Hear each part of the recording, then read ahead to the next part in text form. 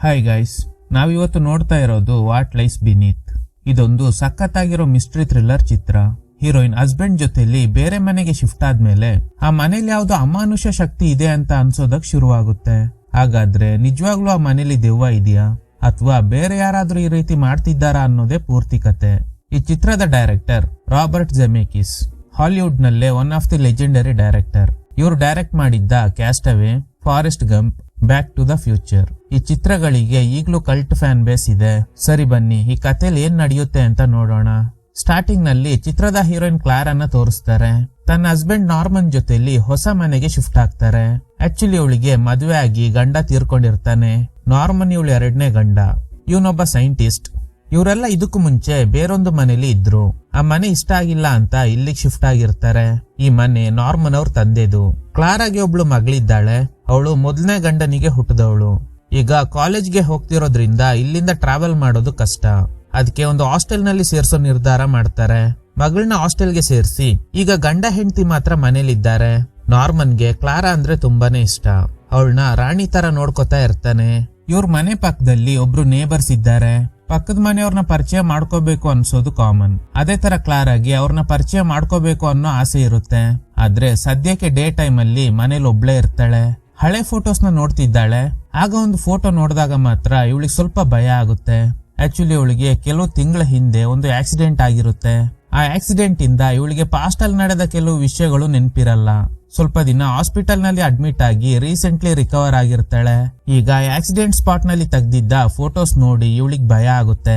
Garden ನಲ್ಲಿ ಕೆಲಸ ಮಾಡ್ತಾ ಇರುವಾಗ ಏನೋ ಶಬ್ದ ಕೇಳುತ್ತೆ. ಯಾರು ಅಂತ ನೋಡಿದ್ರೆ ಪಕ್ಕದ ಮನೆ ನೇಬರ್ ಹುಡುಗಿ ಅಳ್ತಾ ಇದ್ದಾಳೆ. ಹೆಲೋ, ಯಾರದು? ಯಾಕೆ ಅಳ್ತಾ ಇದ್ದೀರಾ? ಆಗ ಪಕ್ಕದ ಮನೆಯವಳು, ನನ್ಗೂ ನನ್ ಗಂಡನಿಗೂ ರಾತ್ರಿಯಿಂದ ಜಗಳ. ಹಸ್ಬೆಂಡ್ ಬೆಳಗ್ಗೆ ಹೋದವನು ಇನ್ನೂ ಬಂದಿಲ್ಲ. ಕೋಪ ಮಾಡ್ಕೊಂಡು ನನ್ನ ಬಿಟ್ಟೋಗ್ಬಿಟ್ರ ಅನ್ನೋ ಭಯ ಶುರುವಾಗಿದೆ ಅಂತ. ಹೀಗೆ ಮಾತಾಡ್ತಾ ಅಲ್ಲಿಂದ ಓಡ್ ಹೋಗ್ತಾಳೆ. ಕ್ಲಾರಾ ಅವಳ ಮುಖ ನೋಡೋದಕ್ಕೆ ಟ್ರೈ ಮಾಡ್ತಾಳೆ, ಆದ್ರೆ ಆಗ್ತಿಲ್ಲ. ನೆಕ್ಸ್ಟ್ ಎಂದಿನಂತೆ ನಾರ್ಮನ್ ಕೆಲ್ಸಕ್ಕೆ ಹೋಗ್ತಾರೆ. ಕ್ಲಾರಾಗೊಬ್ಳೆ ಮನೇಲಿರಕ್ಕೆ ಬೇಜಾರು. ಸರಿ, ಪಕ್ಕದ ಮನೆ ಹುಡುಗಿನ ಮೀಟ್ ಆಗಿ ಮಾತಾಡ್ಸ್ಕೊಂಡ್ ಬರೋಣ ಅಂತ ಮನೆ ಹತ್ರ ಹೋಗ್ತಾಳೆ. ಗೈಸ್, ಕಾಮನ್ ಆಗಿ ಯುರೋಪಿಯನ್ ಕಂಟ್ರೀಸ್ ನಲ್ಲಿ ಪಕ್ಕದ ಮನೆಯವ್ರನ್ನ ವೆಲ್ಕಮ್ ಮಾಡೋಕೆ ಗಿಫ್ಟ್ ಆಗಿ ವೈನ್ ಬಾಟಲ್ ಕೊಡ್ತಾರೆ. ಅದೇ ತರ ಕ್ಲಾರಾ ಒಂದು ಬುಟ್ಟಿನಲ್ಲಿ ವೈನ್ ಬಾಟಲ್ ನ ಹಾಕೊಂಡು ಅವ್ರ ಮನೆ ಹತ್ರ ಹೋಗ್ತಾಳೆ. ಆದ್ರೆ ಅಲ್ಲಿ ಯಾರು ಇರಲ್ಲ. ಆ ಹುಡುಗಿ ಸ್ಲಿಪ್ಪರ್ ಮಾತ್ರ ಇದೆ. ಅದ್ರ ಮೇಲೆ ರಕ್ತದ ಕಲೆ ಇರೋದ್ರಿಂದ ಇವಳಿಗೆ ಸ್ವಲ್ಪ ಭಯ ಆಗುತ್ತೆ.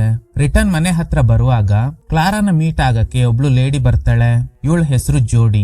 ಇವರಿಬ್ರು ಬೆಸ್ಟ್ ಫ್ರೆಂಡ್ಸ್. ಹೇಗಿದ್ಯಾ ಅಂತ ಕೇಳಿದಾಗ ಚೆನ್ನಾಗಿದ್ದೀನಿ. ಯಾಕೆ ಈ ರೀತಿ ಕೇಳ್ತಿದ್ಯಾ? ಆಗ ಜೋಡಿ, ಇಲ್ಲ, ನಿನ್ಗೆ ಆಕ್ಸಿಡೆಂಟ್ ಆಗಿತ್ತು ಅಲ್ವಾ, ಹೊಸದಾಗ್ ಮದ್ವೆ ಬೇರೆ ಆಗಿದ್ಯಾ, ಅದಕ್ಕೆ ಸುಮ್ನೆ ಕೇಳ್ದೆ ಅಷ್ಟೇ. ಸರಿ, ನೀನ್ ಖುಷಿಯಾಗಿದ್ಯಾ ತಾನೆ? ಅಷ್ಟ್ ಸಾಕು, ನಾನು ಹೋಗ್ ಬರ್ತೀನಿ ಅಂತ ಅಲ್ಲಿಂದ ಹೊರಡ್ತಾಳೆ. ರಾತ್ರಿ ತುಂಬಾನೇ ಗಾಳಿ ಮಳೆ ಸುರಿತಾ ಇದೆ. ವಿಂಡೋ ಕ್ಲೋಸ್ ಮಾಡೋಕೆ ಹೋದಾಗ ಪಕ್ಕದ ಮನೇಲಿದ್ದ ಹುಡುಗಿ ಗಂಡ ಏನನ್ನೋ ಕವರ್ ನಲ್ಲಿ ಹಾಕೊಂಡು ಕಾರ್ ಡಿಕ್ಕಿ ಒಳಗಡೆ ಇಡ್ತಾನೆ. ಇದನ್ ನೋಡಿ ಕ್ಲಾರಾಗ್ ಭಯ ಆಗುತ್ತೆ. ಆಕ್ಚುಲಿ ಇವಳಿಗೆ ಏನ್ ಅನ್ನಿಸ್ತಾ ಇದೆ ಗೊತ್ತಾ? ಬೆಳಗ್ಗೆ ಮನೆ ಹತ್ರ ಹೋದಾಗ ಹುಡುಗಿ ಚಪ್ಲಿನಲ್ಲಿ ರಕ್ತದ ಕಲೆ ಇತ್ತು. ಇವಾಗ ನೋಡಿದ್ರೆ ಇವನು ಡಿಕ್ಕಿ ಒಳಗಡೆ ಏನನ್ನೋ ಹಾಕೊಂಡು ಹೋಗ್ತಿದ್ದಾನೆ. ಯಾವಾಗ್ಲೂ ಇಬ್ಬರ ನಡುವೆ ಜಗಳ ಬೇರೆ ಆಗ್ತಿರುತ್ತೆ.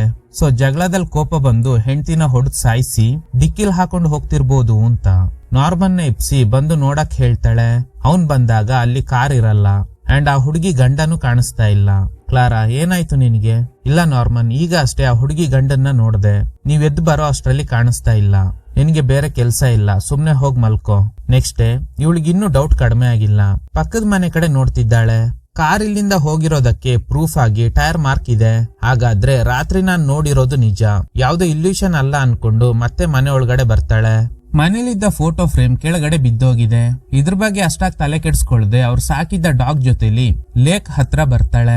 ಆದ್ರೆ ಡಾಗ್ ಯಾಕೋ ಲೇಕ್ ಕಡೆ ನೋಡಿ ಬೊಗಳ್ತಾ ಇದೆ. ಇವಳಿಗೆ ಏನು ಅರ್ಥ ಆಗ್ತಿಲ್ಲ. ಯಾಕಲ್ಲಿ ಏನು ಇಲ್ಲ ಅಂದ್ರೂನು ಬೊಗಳ್ತಾ ಇದೆ ಅಂತ. ರಾತ್ರಿ ನಾರ್ಮನ್ ಬಂದಾಗ ನನ್ಗೆ ತುಂಬಾನೇ ಭಯ ಆಗ್ತಿದೆ. ಪಕ್ಕದ ಮನೆ ಹುಡುಗಿ ಕಳೆದ 2 ದಿನಗಳಿಂದ ಕಾಣಿಸ್ತಾ ಇಲ್ಲ. ಆಮೇಲೆ ಯಾರು ಕೂಡ ಮನೆ ಹತ್ರ ಬಂದೇ ಇಲ್ಲ. ನನಗೆ ಅನ್ನಿಸ್ತಾ ಇದೆ ಆ ಹುಡುಗಿನ ಅವಳ ಗಂಡನೇ ಕೊಲೆ ಮಾಡಿರ್ಬೋದು. ನೋಡು ಕ್ಲಾರಾ, ಸುಮ್ನೆ ಏನೇನೋ ಇಮ್ಯಾಜಿನೇಷನ್ ಮಾಡ್ಕೋಬೇಡ. ಬೇರೆಯವ್ರ ಕತೆ ನಮ್ಗೆ ಯಾಕೆ? ಆದ್ರೆ ಇವಳಿಗೆ ನಾರ್ಮಲ್ ಆಗಿ ಇರಕ್ ಆಗ್ತಿಲ್ಲ. ಆ ಹುಡುಗಿಗೆ ಏನಾಗಿರ್ಬೋದು ಅನ್ನೋ ಡೌಟ್ಸ್ ಜಾಸ್ತಿ ಆಗ್ತಿದೆ. ನೆಕ್ಸ್ಟ್ ಡೇ ಹೇಗೋ ಆ ಮನೇಲಿ ಯಾರು ಇಲ್ದೇ ಇರೋದ್ರಿಂದ ಒಳಗಡೆ ನುಗ್ಗೋದಕ್ಕೆ ಟ್ರೈ ಮಾಡ್ತಾಳೆ. ನೋಡಿದ್ರೆ ಅವಳ ಗಂಡ ಮನೇಲೇ ಇದ್ದಾನೆ. ಹೆಲೋ, ಯಾರ್ ನೀವು? ಹಾಯ್, ನಾನ್ ಪಕ್ಕದ ಮನೆಯವಳು. ನಿಮ್ ಹೆಂಡತಿನ ಮೀಟ್ ಆಗಿ ವೆಲ್ಕಮ್ ಮಾಡೋಣ ಅಂತ ಬಂದೆ. ಹೌದಾ, ಓಕೆ. ಸದ್ಯಕ್ಕೆ ಅವಳು ಮನೇಲಿಲ್ಲ, ಊರಲ್ಲಿದ್ದಾಳೆ. ಅವಳು ಬಂದ ಮೇಲೆ ಬನ್ನಿ. Anyway thank you. ಕ್ಲಾರಾ ಮನೆಗ್ ಬಂದ ಮೇಲೆ ಬೈನಾಕ್ಯುಲರ್ ನಲ್ಲಿ ಆ ಮನೆ ಕಡೆ ನೋಡ್ತಿದ್ದಾಳೆ. ಡೇ ಬೈ ಡೇ ಆ ಹುಡ್ಗಿಗ್ ಏನಾಗಿರ್ಬೋದು ಅನ್ನೋ ಕ್ಯೂರಿಯಾಸಿಟಿ ಇವಳಿಗೆ ಜಾಸ್ತಿ ಆಗ್ತಿದೆ. ಸದ್ಯಕ್ಕಲ್ಲಿ ಆ ಹುಡ್ಗಿ ಗಂಡ ಮಾತ್ರ ಇದ್ದಾನೆ. ಆಮೇಲೆ ಕ್ಲಾರಾ ರೂಮ್ ಕಡೆ ಹೋಗ್ತಾ ಇರುವಾಗ ಅವತ್ ಕೆಳಗಡೆ ಬಿದ್ದಿದ್ದ ಫೋಟೋ ಫ್ರೇಮ್ ಮತ್ತೆ ಬಿದ್ದೋಗಿದೆ. ಇವಳಿಗೆ ಏನು ಅರ್ಥ ಆಗ್ತಿಲ್ಲ, ಯಾಕೆ ಈ ಫೋಟೋ ಮಾತ್ರ ಪದೇ ಪದೇ ಕೆಳಗಡೆ ಬೀಳ್ತಿದೆ ಅಂತ. ಮತ್ತೆ ಅದನ್ನ ಟೇಬಲ್ ಮೇಲೆ ಇಟ್ಟಾಗ ಆ ಟೇಬಲ್ ಕೆಳಗಡೆ ಒಂದು ಕೀ ಸಿಗುತ್ತೆ. ಆ ಕೀ ನೋಡಿ ಇವಳಿಗೆ ಆಶ್ಚರ್ಯ ಆಗುತ್ತೆ, ಯಾಕಂದ್ರೆ ಈ ಕೀಗೆ ಮ್ಯಾಚ್ ಆಗೋ ತರ ಯಾವುದೇ ಬೀಗ ಮನೇಲಿಲ್ಲ. ಈ ಕೀ ಹಾಗಾದ್ರೆ ಎಲ್ಲಿಂದ ಬಂತು? ಸದ್ಯಕ್ಕೆ ಆ ಕೀನ ಎತ್ತಿಟ್ಕೋತಾಳೆ. ಆಮೇಲೆ ಸ್ನಾನಕ್ ಬಂದಾಗ ಬಾತ್ರೂಮ್ ನಲ್ಲಿ ಫಾಗ್ ತುಂಬಿಕೊಂಡಿದೆ. ಕಾಮನ್ ಆಗಿ ಬಾತ್ ಟಬ್ಗೆ ಬಿಸಿನೀರ್ ಬಿಟ್ಟಾಗ ಈ ರೀತಿ ಆಗುತ್ತೆ. ಆದ್ರೆ ಇವಳು ಈಗ ಅಷ್ಟೇ ಬರ್ತಿರೋದು. ಬಾತ್ ಟಬ್ ನೋಡಿದಾಗ ವಾಟರ್ ರಿಫ್ಲೆಕ್ಷನ್ ನಲ್ಲಿ ಇವಳ ಜೊತೆಗೆ ಬೇರೊಂದು ಹುಡುಗಿ ಮುಖ ಕಾಣ್ತಿದೆ. ಅದನ್ನ ನೋಡಿ ಹೆದ್ರ ಬಿಡ್ತಾಳೆ. ಇವಳು ಕಿರ್ಚಾಡ್ತಾ ಇರೋ ಶಬ್ದ ಕೇಳಿ ನಿದ್ದೆ ಮಾಡ್ತಿದ್ದ ನಾರ್ಮನ್ ಎದ್ದು ಬರ್ತಾನೆ. ಹೇ ಏನಾಯ್ತು? ಬಾತ್ ಟಬ್ ಅಲ್ಲಿ ವಾಟರ್ ರಿಫ್ಲೆಕ್ಷನ್ ನಲ್ಲಿ ಯಾವ್ದೋ ಹುಡುಗಿ ಮುಖ ಕಾಣಿಸ್ತು. ನಾರ್ಮನ್ ಹೇಳ್ತಾನೆ ಯಾವ್ದಾದ್ರು ಮನೋವೈದ್ಯರನ್ನ ಮೀಟ್ ಆಗು ಅಂತ. ನೆಕ್ಸ್ಟ್ ಡೇನೆ ಡಾಕ್ಟರ್ನ ಮೀಟ್ ಆಗಿ ನಾನೊಬ್ಳು ಹುಡುಗಿನ ನೋಡ್ದೆ, ನನ್ಗೇನು ಅದು ದೆವ್ವ ಅಂತ ಅನ್ನಿಸ್ತಾ ಇದೆ. ಆದ್ರೆ ಡಾಕ್ಟರ್ ಈ ದೆವ್ವ ಭೂತ ಎಲ್ಲ ಏನು ಇಲ್ಲ ಅಂದಾಗ ಇವಳು ಕೇಳಕ್ ರೆಡಿನೇ ಇಲ್ಲ. ಇವಳ ಪ್ರಕಾರ ಮನೇಲಿ ಯಾವ್ದೋ ದೆವ್ವ ಇದೆ. ಈ ವಿಷಯನ ಜೋಡಿಗ್ ಹೇಳಿ ಆ ದೆವ್ವದ ಜೊತೆಲಿ ಮಾತಾಡೋಕೆ ವಿಜಿ ಬೋರ್ಡ್ ತಗೊಂಡ್ ಬರ್ತಾಳೆ. ಸೊ ಆ ಬೋರ್ಡ್ ಯೂಸ್ ಮಾಡ್ಕೊಂಡು ದೆವ್ವದ ಜೊತೆಲಿ ಮಾತಾಡೋಕ್ ಟ್ರೈ ಮಾಡ್ತಾರೆ. ಸಡನ್ ಆಗಿ ಏನೋ ಬರೋ ತರ ಫೀಲ್ ಆಗುತ್ತೆ. ನೋಡಿದ್ರೆ ಕ್ಲಾರಾ ಸಾಕಿದ್ದ ಡಾಗ್ ಬರುತ್ತೆ. ಫಸ್ಟ್ ಟೈಮ್ ಡೋರ್ ಓಪನ್ ಆದಾಗ ದೆವ್ವ ಅನ್ಕೊಂಡು ಇಬ್ರು ಹೆದ್ರ ಬಿಡ್ತಾರೆ. ಸರಿ, ಈ ವಿಷಯನ ನಾರ್ಮನ್ಗೆ ಹೇಳ್ಬೇಡ, ಅವ್ರು ಸುಮ್ನೆ ತಮಾಷೆ ಮಾಡಿ ಗೇಲಿ ಮಾಡಕ್ ಶುರು ಮಾಡ್ತಾರೆ. ಈಗ ಟೈಮ್ ಆಗಿದೆ, ನೀನ್ ಮನೆಗ್ ಹೋಗು ಅಂತ. ಸೊ ಜೋಡಿ ಅಲ್ಲಿಂದ ಹೋಗ್ತಾಳೆ. ಕ್ಲಾರಾ ಮಾತ್ರ ಮನೇಲಿರುವಾಗ ರೆಸ್ಟ್ ರೂಮ್ ಇಂದ ಏನೋ ಶಬ್ದ ಕೇಳ್ತಿದೆ. ಹೋಗ್ ನೋಡ್ದಾಗ ಇವತ್ತು ಕೂಡ ಅದೇ ತರ ಫಾಗ್ ತುಂಬಿಕೊಂಡಿದೆ. ಹೇ ಯಾರ್ ನೀನು? ನಿನ್ಗೆ ಏನ್ ಬೇಕು? ಆಗ ಬಾತ್ರೂಮ್ ಮಿರರ್ ನಲ್ಲಿ ನನ್ಗೆ ನಿನ್ ಬಗ್ಗೆ ಗೊತ್ತು ಅಂತ ಬರ್ದಿದೆ. ಗಾಬರಿ ಆಗಿದ್ದ ಕ್ಲಾರಾ ಕೆಳಗಡೆ ಓಡ್ ಬಂದಾಗ ಕಂಪ್ಯೂಟರ್ ನಲ್ಲಿ MEF ಅಂತ ತನ್ನಷ್ಟಕ್ಕೆ ಟೈಪ್ ಆಗ್ತಿದೆ. ಇವಳಿಗೆ ತುಂಬಾನೇ ಭಯ ಆಗುತ್ತೆ. ನಾರ್ಮನ್ ಇರೋ ರೂಮ್ಗೆ ಹೋಗಿ ನನ್ಗೆ ಹೀಗೆಲ್ಲ ಅರ್ಥ ಆಗೋಯ್ತು. ಪಕ್ಕದ ಮನೆ ಹುಡುಗಿನ ಅವಳ ಗಂಡ ಕೊಲೆ ಮಾಡ್ಬಿಟ್ಟ ಅನ್ಸುತ್ತೆ. ಸತ್ತೋಗಿರೋ ಆ ಹುಡುಗಿನೇ ದೆವ್ವ ಆಗ್ ಬಂದು ನನ್ನ ಕಾಡ್ತಾ ಇದ್ದಾಳೆ. ನನ್ಗೆ ಏನೋ ಹೇಳಕ್ ಟ್ರೈ ಮಾಡ್ತಾ ಇರ್ಬೋದು. ಬನ್ನಿ ಫಸ್ಟ್ ಪೊಲೀಸ್ ಕಂಪ್ಲೇಂಟ್ ಕೊಡೋಣ ಅಂತ. ನೀನೇನ್ ಹುಚ್ಚಿನ? ಪ್ರೂಫ್ ಇಲ್ದೆ ಕಂಪ್ಲೇಂಟ್ ಕೊಟ್ರೆ ನಮ್ಗೇನೆ ಸಮಸ್ಯೆ ಆಗುತ್ತೆ. ಸುಮ್ನೆ ಅದ್ರ ಬಗ್ಗೆ ತಲೆ ಕೆಡ್ಸ್ಕೋಬೇಡ. ಆದ್ರೆ ಇವಳು ಕೇಳ್ತಾನೆ ಇಲ್ಲ. ನಾನೇ ಅವನ್ನ ಕೇಳ್ತೀನಿ ಅಂತ ಆ ಪಕ್ಕದ ಮನೆ ನೇಬರ್ನ ಮೀಟ್ ಆಗಿ, ನೀನೇ ಅಲ್ವಾ ನಿನ್ ಹೆಂಡ್ತಿನ ಕೊಲೆ ಮಾಡಿರೋದು? ನಿಜ ಹೇಳು, ನಾನ್ಯಾಕೆ ನನ್ ಹೆಂಡ್ತಿನ ಸಾಯಿಸ್ಲಿ? ನೀನೇ ಕೊಂದು ಅವಳ ಬಾಡಿನ ಕಾರ್ನಲ್ಲಿ ಹಾಕೊಂಡು ಹೋಗ್ತಿರೋದ್ನ ನಾನ್ ಅವತ್ತು ನೋಡ್ದೆ. ಅಷ್ಟ್ರಲ್ಲಿ ಅವನ್ ಹೆಂಡ್ತಿ ಬರ್ತಾಳೆ. ಅವಳು ಜೀವಂತವಾಗೇ ಇದ್ದಾಳೆ. ಇದ್ರಿಂದ ಕ್ಲಾರಾಗ್ ಟೆನ್ಷನ್ ಆಗುತ್ತೆ. ಸುತ್ತಮುತ್ತ ಇರೋ ಜನ ಇವಳನ್ನ ಒಂಥರ ನೋಡ್ತಾ ಇದ್ದಾರೆ. ನೆಕ್ಸ್ಟ್ ಡೇ ಬೆಳಗ್ಗೆ ಪಕ್ಕದ ಮನೆ ಹುಡುಗಿ ಇವಳನ್ನ ಮೀಟ್ ಆಗ್ತಾಳೆ. ಸಾರಿ, ಆ ದಿನ ನಾನು ನಿಮ್ ಜೊತೆಲಿ ಅಳ್ತಾನೆ ಮಾತಾಡಿದ್ರಿಂದ ನೀವು ತಪ್ಪಾಗಿ ಅರ್ಥ ಮಾಡ್ಕೊಂಡಿದ್ದೀರಾ. ಸರಿ, 2-3 ದಿನ ಎಲ್ಲಿದ್ದೆ? ಏನಿಲ್ಲ, ಇಬ್ಬರ ನಡುವೆ ಜಗಳ ಆಗಿತ್ತು. ನಾನ್ ಕೋಪ ಮಾಡ್ಕೊಂಡು ನಮ್ ತಾಯಿ ಮನೆಗೆ ಹೋಗ್ಬಿಟ್ಟೆ. ಅದಕ್ಕೆ ಅವರು ಕೂಡ ಲಗೇಜ್ ಎಲ್ಲ ಪ್ಯಾಕ್ ಮಾಡ್ಕೊಂಡು ರಾತ್ರಿನೇ ಅಲ್ಲಿಗೆ ಬಂದಿದ್ರು. ಆ ದಿನ ರಾತ್ರಿ ತುಂಬಾ ಮಳೆ ಸುರಿತಾ ಇತ್ತು ಅಂತ. ಈಗ್ಲೇ ಇವಳಿಗೆಲ್ಲ ಅರ್ಥ ಆಗುತ್ತೆ. ಆ ದಿನ ಇವಳು ಗಂಡ ಕಾರ್ ಡಿಕ್ಕಿನಲ್ಲಿ ಏನನ್ನೋ ಹಾಕೊಂಡು ಹೋಗಿದ್ರು ಅಲ್ವಾ, ಅದು ಡೆಡ್ ಬಾಡಿ ಅಲ್ಲ ಲಗೇಜ್ ಅಂತ. ಆದ್ರೆ ಇವಳೇ ತಪ್ಪಾಗಿ ಅರ್ಥ ಮಾಡ್ಕೊಂಡಿರ್ತಾಳೆ. ಇವ್ರಿಬ್ರಿಗೆ ಜಗಳ ಆದಾಗ ಗಾಯ ಆಗಿ ಇವಳು ಸ್ಲಿಪ್ಪರ್ ನಲ್ಲಿ ರಕ್ತದ ಕಲೆ ಆಗಿರುತ್ತೆ. ಇಷ್ಟು ವಿಷಯ ಗೊತ್ತಾದ್ಮೇಲೆ ಕ್ಲಾರಾ ಸಾರಿ ಕೇಳ್ತಾಳೆ. ಆದ್ರೆ ಮನೇಲಿ ಒಬ್ಳೆ ಇರುವಾಗ ಮತ್ತೆ ಶಬ್ದ ಕೇಳ್ತಿದೆ. ಅದೇ ಫೋಟೋ ಫ್ರೇಮ್ ಮತ್ತೆ ಕೆಳಗಡೆ ಬಿದ್ದು ಹೊಡೆದೋಗಿದೆ. ಇವಳಿಗೆ ತಲೆ ಕೆಡ್ತಾ ಇದೆ. ಏನಿದು ಪದೇ ಪದೇ ಬಿದ್ದು ಹೊಡೆದೋಗ್ತಾ ಇದೆಯಲ್ಲ ಅಂತ. ಆ ಫೋಟೋನ ತೆಗಿಬೇಕಾದ್ರೆ ಫ್ರೇಮ್ ಕಿತ್ಕೊಂಡ್ ಬರುತ್ತೆ. ಫೋಟೋ ಹಿಂದೆ ಒಂದು ನ್ಯೂಸ್ ಪೇಪರ್ ಕಟಿಂಗ್ ಇದೆ. ಅದರಲ್ಲಿ ಒಂದು ಹುಡುಗಿ ಕಾಣೆ ಆಗಿರೋದಾಗಿ ಆರ್ಟಿಕಲ್ ಇರುತ್ತೆ. ಅವಳ ಹೆಸರು ಏನು ಅಂತ ಮೆನ್ಷನ್ ಆಗಿಲ್ಲ. ಈ ಕೇಸ್ ಬಗ್ಗೆ ನೆಟ್ ನಲ್ಲಿ ಸರ್ಚ್ ಮಾಡ್ತಾಳೆ. ನೋಡಿದ್ರೆ ಆ ಹುಡುಗಿ ಹೆಸರು ಮ್ಯಾಡಿಸನ್ ಎಲಿಜಬೆತ್ ಫ್ರಾಂಕ್. ಈಗ್ಲೇ ಇವಳಿಗೆ ಸ್ಟ್ರೈಕ್ ಆಗುತ್ತೆ. ಆ ದಿನ ಕಂಪ್ಯೂಟರ್ ನಲ್ಲಿ ಇದೇ ಹೆಸರು MEF ಅಂತ ಟೈಪ್ ಆಗಿರುತ್ತೆ. M ಅಂದ್ರೆ ಮ್ಯಾಡಿಸನ್, E ಅಂದ್ರೆ ಎಲಿಜಬೆತ್, F ಅಂದ್ರೆ ಫ್ರಾಂಕ್. ಅವಳು ಯಾರು ಅಂತ ಚೆಕ್ ಮಾಡಿದಾಗ ಅವಳ ಫೋಟೋ ನೋಡಿ ಇವಳಿಗೆ ಶಾಕ್ ಆಗುತ್ತೆ. ಆ ದಿನ ಬಾತ್ ಟಬ್ ನಲ್ಲಿ ಯಾವ್ದೋ ಹುಡುಗಿ ಮುಖ ವಾಟರ್ ರಿಫ್ಲೆಕ್ಷನ್ ನಲ್ಲಿ ಕಂಡಿರುತ್ತೆ ಅಲ್ವಾ, ಅದೇ ಹುಡುಗಿನೇ ಈ ಮ್ಯಾಡಿಸನ್ ಎಲಿಜಬೆತ್ ಫ್ರಾಂಕ್. ಸೊ ಹಾಗಾದ್ರೆ ಇದೇ ಹುಡುಗಿನೇ ನನ್ ಜೊತೆಲಿ ಮಾತಾಡಕ್ ಟ್ರೈ ಮಾಡ್ತಿದ್ದಾಳೆ. ಹಾಗಾದ್ರೆ ಇವಳು ಸತ್ತೋಗಿರ್ಬೋದು ಅನ್ನೋ ಡೌಟ್ ಶುರುವಾಗುತ್ತೆ. ಅದನ್ನ ಪ್ರಿಂಟ್ ಔಟ್ ತೆಗೆದು ನಾರ್ಮನ್ ಬಂದಾಗ ತೋರಿಸ್ತಾಳೆ. ಇದನ್ನ ನೋಡಿ ಇವನಿಗೆ ಕೋಪ ಬರುತ್ತೆ. ನಿನ್ನೆ ತನಕ ಪಕ್ಕದ ಮನೆಯವನ್ ಮೇಲೆ ಡೌಟ್ ಇತ್ತು, ಅವನೇ ಕಿಲ್ಲರ್ ಅಂತಿದ್ದೆ. ನೋಡಿದ್ರೆ ಅವನ್ ಹೆಂಡತಿ ಜೀವಂತವಾಗೇ ಇದ್ದಾಳೆ. ಈಗ ನೋಡಿದ್ರೆ ಕಾಣೆ ಆಗಿರೋ ಹುಡುಗಿ ಸತ್ತೋಗಿದ್ದಾಳೆ ಅಂತಿದ್ಯಾ? ಯಾಕೆ ಸುಮ್ನೆ ಏನೇನೋ ಥಿಂಕ್ ಮಾಡ್ತೀಯಾ?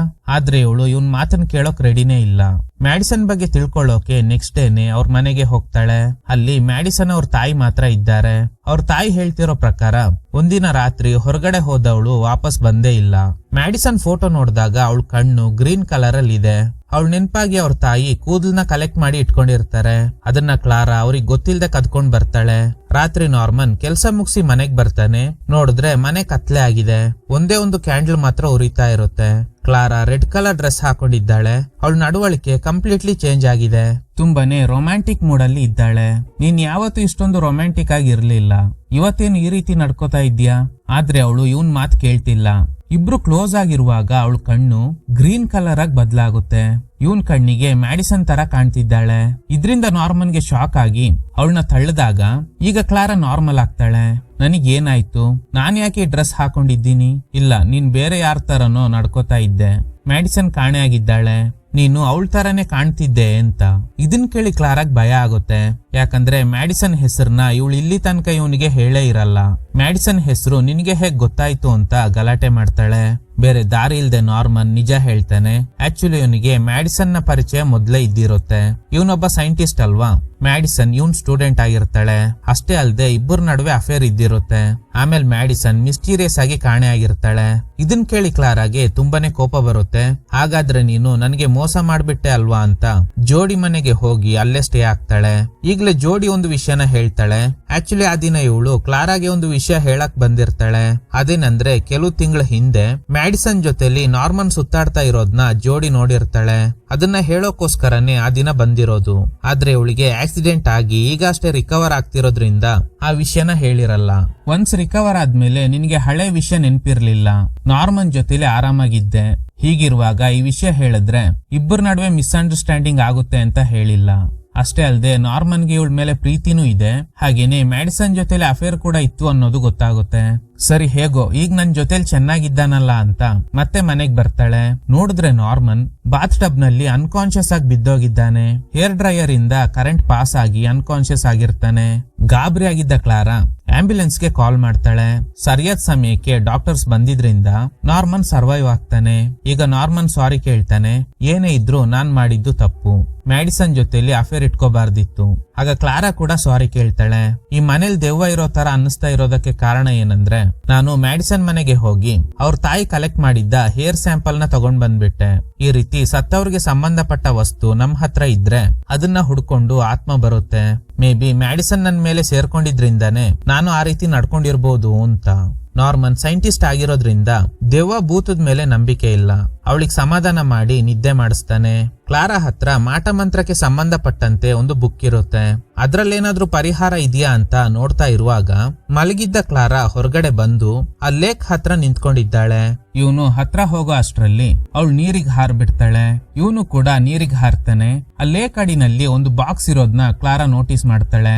ಅದನ್ನ ತೆಗಿಯೋಕೆ ಟ್ರೈ ಮಾಡೋ ಅಷ್ಟ್ರಲ್ಲಿ ನಾರ್ಮನ್ ಬಂದು ಇವಳನ್ನ ಮೇಲ್ಗಡೆ ಎಳ್ಕೊಂಡ್ ಬರ್ತಾನೆ. ಈಗ ಮತ್ತೆ ನಾರ್ಮಲ್ ಆಗ್ತಾಳೆ.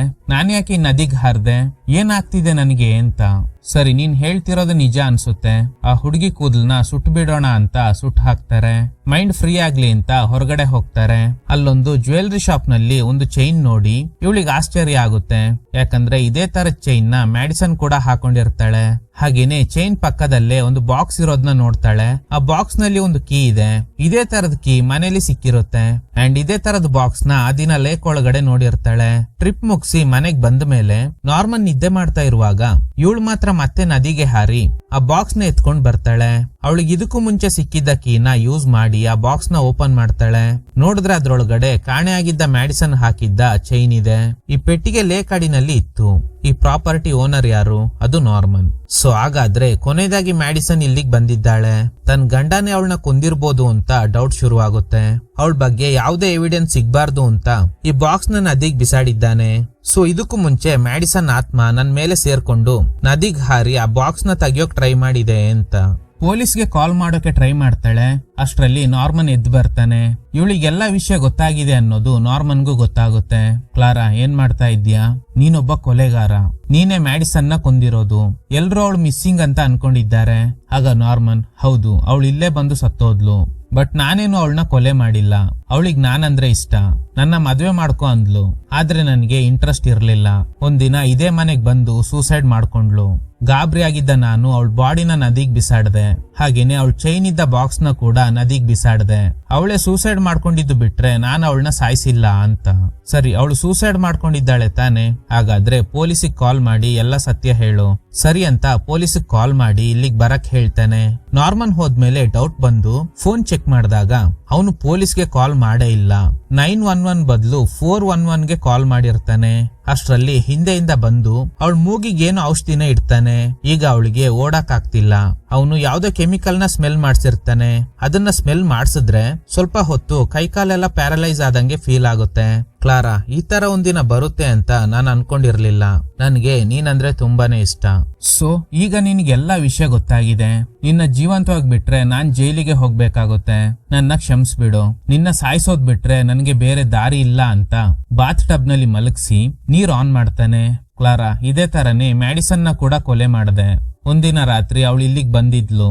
ನನ್ನ ಮದ್ವೆ ಆಗಿಲ್ಲ ಅಂದ್ರೆ ನಮ್ಮ ಅಫೇರ್ ವಿಷಯನ ಎಲ್ರಿಗೂ ಹೇಳ್ತೀನಿ ಅಂತಿದ್ಲು. ನಿನ್ಗೆ ಸ್ಮೆಲ್ ಮಾಡ್ಸಿರೋ ಸೇಮ್ ಕೆಮಿಕಲ್ ನ ಅವಳ ಮೇಲೂ ಪ್ರಯೋಗ ಮಾಡ್ದೆ. ಇದೇ ತರನೇ ಮಲಗಿಸಿ ನೀರ್ನ ಫಿಲ್ ಮಾಡಿದಾಗ ಉಸಿರುಗಟ್ಟಿ ಸತ್ತೋದ್ಲು. ಆಮೇಲೆ ಬಾಡಿನ ನದಿಗ್ ಬಿಸಾಡ್ದೆ. ಚಿನ್ನ, ಈಗ ನಿನಗೂ ಅದೇ ಗತಿ ಬಂತು. So sad. ಅವಳ ಕತ್ತಲ್ಲಿ ಮ್ಯಾಡಿಸನ್ ಹಾಕಿದ್ದ ಚೈನ್ ಇರೋದ್ ನೋಡಿ ಎಲ್ಲ ಸಮಸ್ಯೆಗೆ ಇದೇ ಕಾರಣ ಅಂತ ಅದನ್ನ ತೆಗಿಬೇಕಾದ್ರೆ ಸಡನ್ ಆಗಿ ಕ್ಲಾರಾ ಮ್ಯಾಡಿಸನ್ ಆಗಿ ಬದಲಾಗ್ತಾಳೆ. ಇದ್ರಿಂದ ಗಾಬರಿಯಾಗಿದ್ದ ನಾರ್ಮನ್ ಕಾಲ್ ಜಾರಿ ಬಿದ್ದು ತುಂಬಾನೇ ಗಾಯ ಆಗುತ್ತೆ. ಜಾಸ್ತಿ ಬ್ಲಡ್ ಲಾಸ್ ಆಗ್ತಿರೋದ್ರಿಂದ ಬೇಗ ಹಾಸ್ಪಿಟಲ್ಗೆ ಹೋಗೋ ನಿರ್ಧಾರ ಮಾಡ್ತಾನೆ. ಇನ್ನು ನೀರ್ ತುಂಬ್ತಾ ಇರೋದ್ರಿಂದ ಇವಳು ಉಸಿರುಗಟ್ಟಿ ಸಾಯೋ ಸಾಧ್ಯತೆ ಇದೆ. ಕಾಲ್ ಮಾತ್ರ ಸ್ವಲ್ಪ ಮೂವ್ ಆಗ್ತಾ ಇರುತ್ತೆ. ಈ ಬಾತ್ ಟಬ್ ಅಲ್ಲಿರೋ ಚೈನ್ ಎಳೆದ್ರೆ ಸಾಕು, ನೀರ್ ಸ್ಟಾಪ್ ಆಗುತ್ತೆ. ಹೇಗೋ ಕಷ್ಟಪಟ್ಟು ಚೈನ್ ಎಳೆದಿದ್ರಿಂದ ನೀರ್ ಕಡಿಮೆ ಆಗುತ್ತೆ. ಆದ್ರೆ ಆ ಕೆಮಿಕಲ್ ನ ಎಫೆಕ್ಟ್ ಇರೋವರೆಗೂ ನಡಿಯಕ್ ಆಗಲ್ಲ. ಸ್ವಲ್ಪ ಹೊತ್ತಲ್ಲೇ ನಾರ್ಮಲ್ ಆಗಿ ನಡ್ಕೊಂಡ್ ಬಂದಾಗ ನಾರ್ಮನ್ ಕೆಳಗಡೆ ಬಿದ್ದೋಗಿದ್ದಾನೆ. ತಲೆಗ್ ಪೆಟ್ಟಾಗಿ ಅನ್ಕಾನ್ಶಿಯಸ್ ಆಗಿರೋದ್ರಿಂದ ಇವನಿಂದ ಹಾಸ್ಪಿಟಲ್ಗೆ ಹೋಗಕ್ ಆಗ್ತಿಲ್ಲ. ಇದೇ ಸರಿಯಾದ ಸಮಯ ಅಂತ ಕಾರ್ಕಿ ಎತ್ಕೊಂಡು ಅಲ್ಲಿಂದ ಹೋಗ್ಬೇಕು ಅನ್ನೋ ಅಷ್ಟ್ರಲ್ಲಿ ನಾರ್ಮನ್ಗೆ ಎಚ್ಚರಿಕೆ ಆಗುತ್ತೆ. ಹಿಂದೆನೆ ಬಂದು ಕಾರ್ನ ಟ್ರಾಲಿನಲ್ಲಿ ಕೂತ್ಕೊಂಡಿರ್ತಾನೆ. ಆ ವಿಷಯ ಇವಳಿಗೆ ಗೊತ್ತಿಲ್ಲ. ಬ್ರಿಡ್ಜ್ ಹತ್ರ ಗಾಡಿ ನಿಲ್ಸಿ ಪೊಲೀಸ್ಗೆ ಕಾಲ್ ಮಾಡುವಾಗ ಹಿಂದೆಯಿಂದ ಬಂದು ಅಟ್ಯಾಕ್ ಮಾಡ್ತಾನೆ.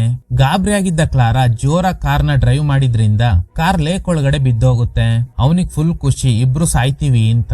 ಅವಳನ್ನ ಈಜ್ಕೊಂಡು ಹೋಗಕ್ ಬಿಡ್ತಾನೆ ಇಲ್ಲ. ಯಾಕಂದ್ರೆ ಇಬ್ರು ಮತ್ತೆ ಒಟ್ಟಿಗಿರಕ್ ಆಗಲ್ಲ. ಇವಳು ಖಂಡಿತ ಪೊಲೀಸ್ಗೆ ಕಾಲ್ ಮಾಡಿದ್ರೆ ಇವನು ಜೈಲಿಗೆ ಹೋಗ್ಬೇಕು. ಅದ್ರ ಬದಲು ಇಬ್ರು ಸಾಯೋದೇ ಬೆಸ್ಟ್ ಅಂತ. ಆಗ್ಲೇ ಲೇಕಾಡಿನಲ್ಲಿ ಒಂದು ಡೆಡ್ ಬಾಡಿ ಬರ್ತಾ ಇರೋದನ್ನ ತೋರಿಸ್ತಾರೆ. ಆ ಡೆಡ್ ಬಾಡಿ ಮ್ಯಾಡಿಸನ್ದೇ ಆಗಿರುತ್ತೆ. ಈಗ ಮ್ಯಾಡಿಸನ್ ನ ಆತ್ಮ ಡೆಡ್ ಬಾಡಿ ಒಳಗಡೆ ಸೇರ್ಕೊಂಡು ನಾರ್ಮನ್ ನ ಒಳಗಡೆ ಎಳ್ಕೊಳ್ಳುತ್ತೆ. ಅವನಿಂದ ಈಜಕ್ ಆಗ್ತಿಲ್ಲ. ಕ್ಲಾರಾ ಮಾತ್ರ ಹೇಗೋ ಈಜ್ಕೊಂಡು ಸರ್ವೈವ್ ಆಗ್ತಾಳೆ. ನದಿಲ್ ಮುಳುಗಿ ನಾರ್ಮನ್ ಸತ್ತೋಗ್ತಾನೆ. ಕೆಲವು ವಾರಗಳ ನಂತರ ನಾರ್ಮನ್ ಮ್ಯಾಡಿಸನ್ ನ ಕೊಲೆ ಮಾಡಿದ್ದಾನೆ. ಅವಳ ಆತ್ಮನೆ ನನ್ ಜೊತೆಲಿ ಮಾತಾಡಕ್ಕೆ ಟ್ರೈ ಮಾಡಿದೆ. ಪದೇ ಪದೇ ಆ ಫೋಟೋ ಫ್ರೇಮ್ ನ ಬೀಳ್ಸಿ ಕೊನೆಯದಾಗಿ ಆ ನ್ಯೂಸ್ ಪೇಪರ್ ಕಟ್ಟಿಂಗ್ ಸಿಗೋ ತರ ಮಾಡಿದೆ. ಆಗ್ಲೇ ನಾನು ಮ್ಯಾಡಿಸನ್ ಬಗ್ಗೆ ತಿಳ್ಕೊಳ್ಳೋ ಪ್ರಯತ್ನ ಮಾಡಿ ನಾರ್ಮನ್ ಎಂತವನು ಅನ್ನೋದು ಗೊತ್ತಾಯ್ತು. ಈಗ ಕ್ಲಾರಾ ಮ್ಯಾಡಿಸನ್ಗೆ ಒಂದು ಗೋರಿ ಕಟ್ಸಿ ಅವಳು ಡೆತ್ ಆಗಿದ್ದ ದಿನ ಬಂದು ಸ್ವಲ್ಪ ಹೊತ್ತು ಇಲ್ಲೇ ಇದ್ದು ಹೋಗ್ತಾ ಇರ್ತಾಳೆ. ಇದ್ರೊಂದಿಗೆ ಚಿತ್ರ ಎಂಡ್ ಆಗುತ್ತೆ. Okay guys, thanks for watching. ಈ ತರದ ಥ್ರಿಲ್ಲಿಂಗ್ ವಿಡಿಯೋಗಳಿಗಾಗಿ ನಮ್ ಸಿನಿಮಾ ಫ್ಯಾಕ್ಟ್ಸ್ ಚಾನೆಲ್ ನ ತಪ್ಪದೆ ಸಬ್ಸ್ಕ್ರೈಬ್ ಮಾಡಿ. ಪಕ್ಕದಲ್ಲಿರೋ ಬೆಲ್ ಐಕಾನ್ ನ ಪ್ರೆಸ್ ಮಾಡಿ ಆಲ್ ನೋಟಿಫಿಕೇಶನ್ ಗಳನ್ನ ಆನ್ ಮಾಡಿ ಇಟ್ಕೊಳ್ಳಿ.